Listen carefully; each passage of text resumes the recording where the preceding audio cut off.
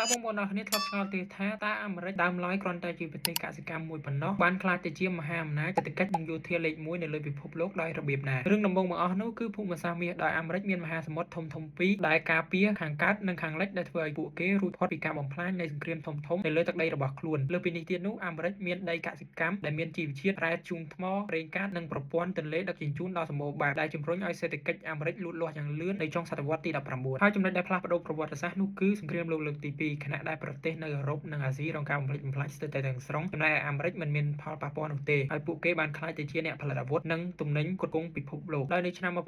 1944កិច្ចព្រមព្រៀង Bretton Woods បានកំណត់ប្រាក់ដុល្លារបានក្លាយទៅជាប្រាក់បម្រុងពិភពលោកដោយភ្ជាប់ជាមួយនឹងតម្លៃមាសហើយបន្ទាប់ពីសង្គ្រាមត្រជាក់អាមេរិកបានបង្កើតសម្ព័ន្ធមិត្តដូចជាអង្គការ NATO និងមានមូលដ្ឋានយោធាជាង750កន្លែងនៅជុំវិញពិភពលោកមិនត្រឹមតែអំណាចកងទ័ពទេអាមេរិកក៏ជាអ្នកដឹកនាំបច្ចេកវិទ្យាស្នូលដូចជាអ៊ីនធឺណិត GPS ក្រុមហ៊ុនបច្ចេកវិទ្យាយក្សនិងមជ្ឈមណ្ឌលហិរញ្ញវត្ថុផងដែរហើយចំណុចចុងក្រោយនោះគឺអំណាចទុន soft power វប្បធម៌រស់នៅតន្ត្រីភាពយន្ត Hollywood និងម៉ាកយីហោល្បីៗជាច្រើនបានជ្រៀតចូលទៅគ្រប់ទីកន្លែងនិងរៀបចំឥទ្ធិពលវប្បធម៌សកលលោកចុះសម្រាប់បងប្អូនអ្នកគ្នាវិញគិតថាអាមេរិកអាចរក្សាតំណែងមហាអំណាចលេខ1នៅលើពិភពលោកបានយូរប៉ុណ្ណាទៀត